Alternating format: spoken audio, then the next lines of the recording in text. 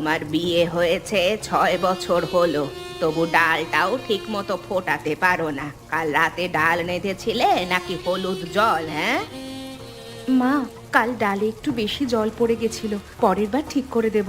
আপনি একটু বলে দিলে আমি শিখে নিতাম। আমি তো চেষ্টা করছি মা, একটু ভুল হয়ে যায় মাঝে মাঝে।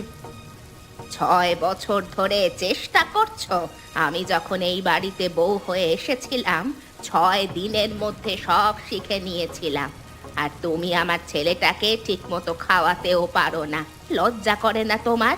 আমি তোমার শাশুড়ি, আমাকে শ্রদ্ধা করতে শেখো আগে। রান্না তো পরের কথা। মা, আমি আপনাকে শ্রদ্ধা সত্যিই করি, কিন্তু আপনি যখন এভাবে চিৎকার করেন আমার ভয় লাগে। আমি এই বাড়ির বউ তো, পর তো নই। একটু ভালোবাসা পেলে আরো ভালো করে কাজ করতে পারবো।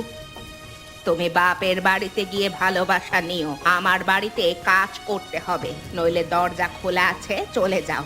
এখন কবিতাকে ডাকো, ওর সাথেও আমার কথা আছে। ওই মেয়েটাও কম না। তোমরা 3জন মিলে আমার জীবনটাকে নষ্ট করছো। মা, কবিতা তো সকাল থেকে পুরো বাড়ির কাপড় কাচ্ছিল একা একা। আপনি কি একবারও ভেবে দেখেছেন মা, ও কতটা পরিশ্রম করে?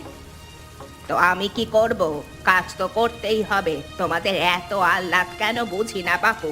যাও, কবিতাকে ডেকে পাঠাও। আর শোনো, কালকের মতো রান্নায় যদি আবার গোলমাল হয়, তাহলে তোমাকেও ভাত খেতে দেব না, বুঝলে?